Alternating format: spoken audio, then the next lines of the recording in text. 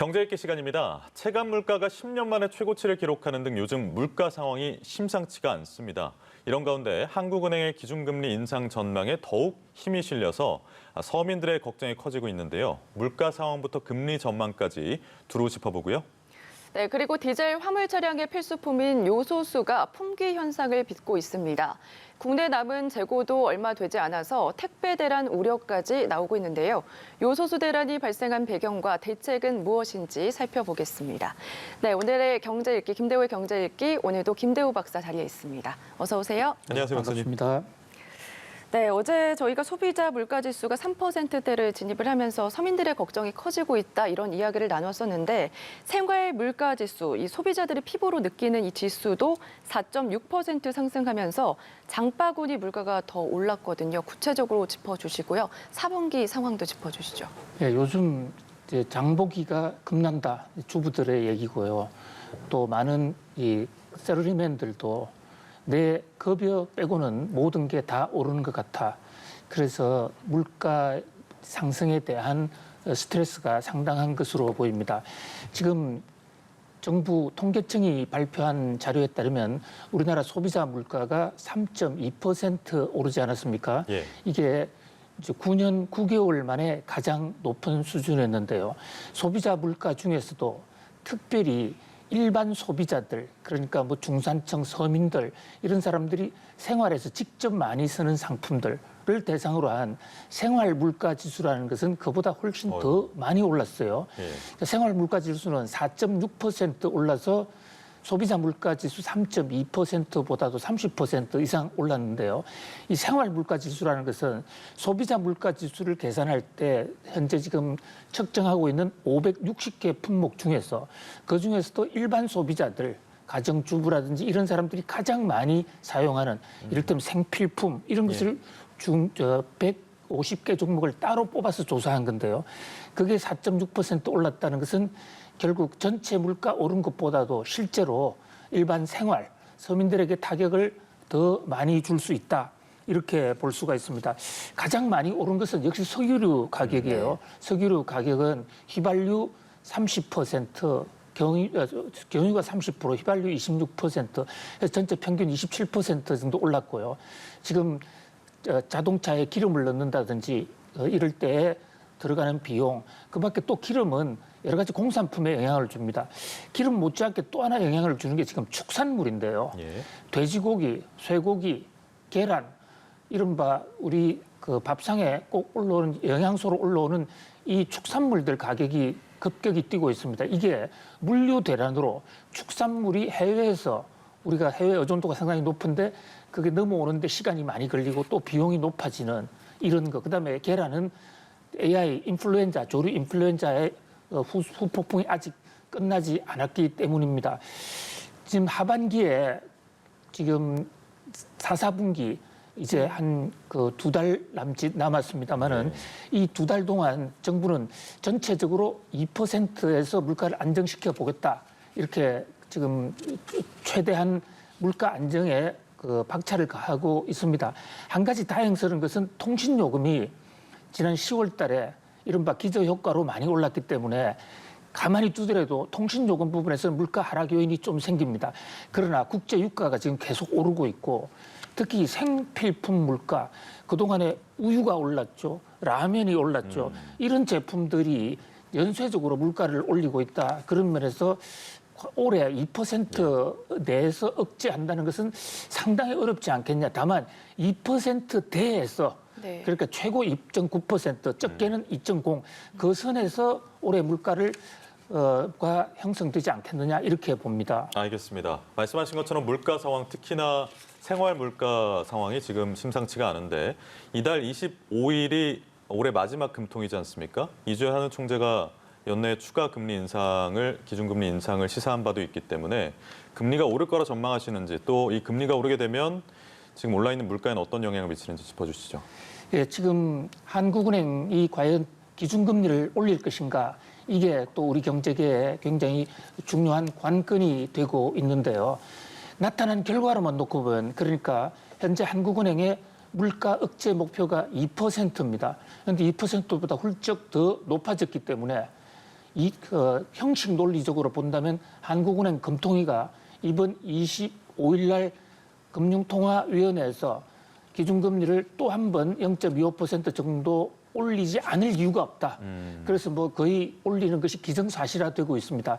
다만 이제 금리를 이렇게 급격하게 올렸을 경우에 서민들이 받을 이제 피해가 있을 수가 있고, 또 하나는 지금 물가가 통신료에 의한 좀 착시 효과적인 성격이 있다는 점, 그 밖에도 위드 코로나로 가는데 소비 증진을 통한 성장률 향상 이런 데는 금리를 올리는 게 좀 부담이 될 수도 있거든요. 네. 그런 면에서 소수파들은 금리를 동결하자는 여론도 있을 것으로 보입니다만 대세는 금리 인상 쪽으로 굳어져 있고요. 자, 지금 이미 시중은행들의 대출금리는 한국은행의 이런 금리와는 무관하게 대출금리가 급격히 오르고 있습니다. 하루에도 몇 포인트씩 부쩍부쩍 올라가는, 그야말로 영끌하신 분들이나 대출을 많이 하신 분들은 상당한 스트레스를 받고 계실 텐데요.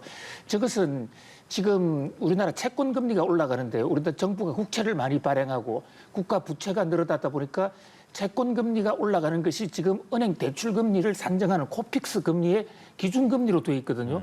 그러니까 한국은행이 금리를 올리지 않아도 네. 지금 보시는 대로 국고채 금리 올라가는 것이 바로 대출 금리로 상승으로 연결이 되는데, 여기에다가 한국은행이 기준 금리를 올리게 되면 금리는 더 올라가겠죠. 그래서 기획재정부가 어저께 이 바이백이라는 프로그램을 통해서 채권을 대량으로 사서 국고채 금리가 급격히 올라가는 것은 좀 맞겠다.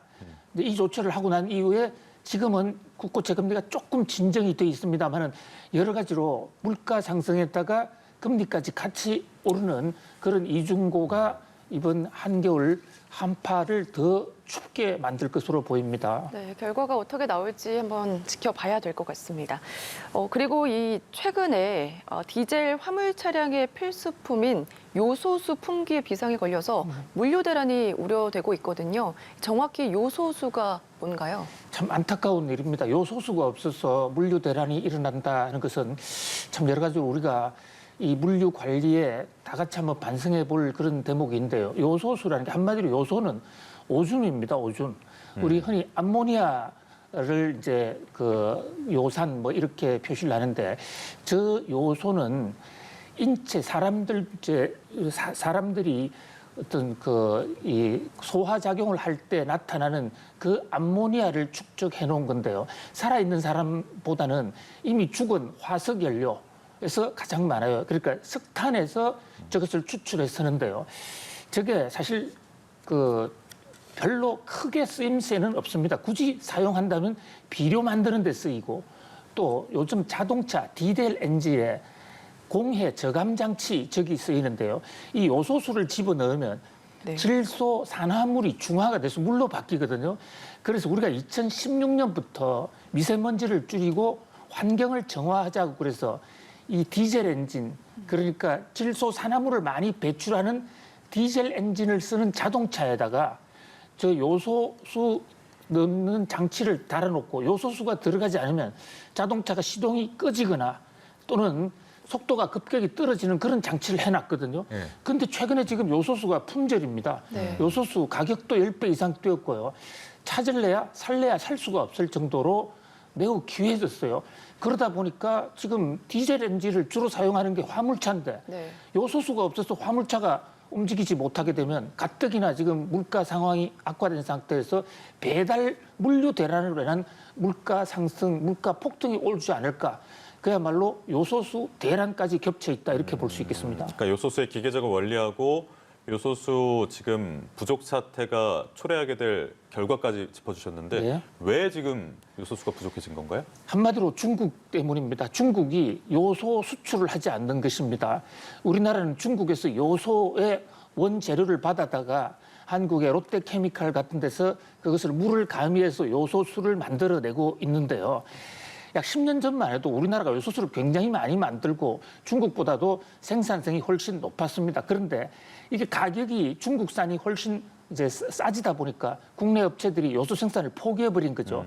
그래서 현재 지금 요소는 거의 대부분 중국으로부터 가져오는데, 여러 번 우리가 이 자리에서 말씀을 드렸지만 중국이 지금 호주와 전쟁을 벌이고 있지 않습니까? 네. 무역 전쟁을 벌이고 있는데 중국의 카드가 석탄을 중국이 호주로부터 석탄을 수입하지 않는 것이 무역 보복의 방식이에요. 그런데 말씀드렸다시피 저 요소가 어디서 나오냐면 석탄 추출물에서 나온단 말이죠. 예. 그러니까 호주로부터 석탄을 사오지 않다 보니까 중국 내에 요소가 부족해진 것입니다. 네. 그러니까 중국은 갑자기 요소의 수출 기준을 심사한다고 그래가지고 지금 중국 세관에 심사용 기준에 세관 창고에 박혀 있는 겁니다. 물론 중국이 지금 내 수용으로 빼돌리기 위해서 세관 창고에 막아놓고 중국 내에는 지금 요소 수급 대란이 없어요. 근데 가장 많이 쓰고 있는 바로 우리나라 인근에 우리나라의 생산 시설을 다 중국으로 넘겨놓고 있는 상태에서 중국으로부터 요소가 한 툴도 안 들어오니까 그야말로 아주 작은 부분이지만 우리 산업 전체의 물류가 흔들리는 아주 정말 안타까운 일이 벌어지고 있는 것입니다. 알겠습니다. 정부가 품귀 현상 해소를 위해서 여러 노력을 하고 있으니까 좀 기다려보도록 하고요. 카카오페이 이야기 좀 해볼게요.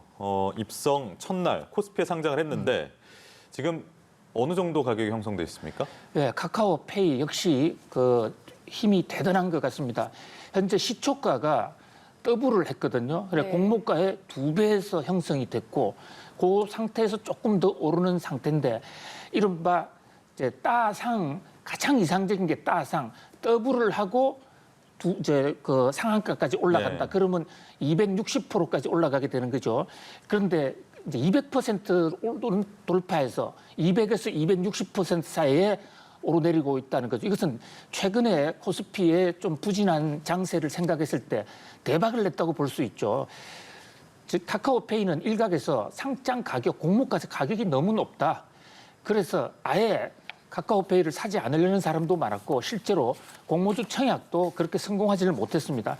그런데 시초가에서 더블로 형성을 하는 거 보면 역시 카카오란 이름은 대단했다. 특히 이제 카카오페이는 우리나라에서 카톡을 사용하는 사람들이 거기서 물건을 사고 판다든지 선물을 준다든지 예금을 주고받고 돈을 주고받고 할 때 다 카카오페이를 사용하거든요.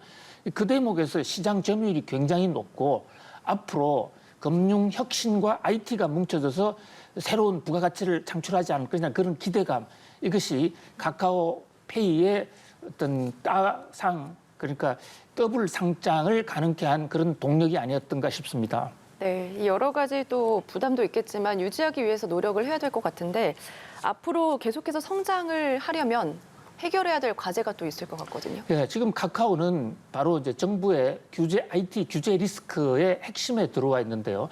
그동안에 카카오나 네이버가 IT 기술 혁신을 통해서 이 사회에 생활도 편리하게 해주고 자신들도 돈을 벌었다 이런 평가를 받아왔는데 어느 사이에 혁신은 정체되고 다른 어떤 시장 동네 상권을 침해한다.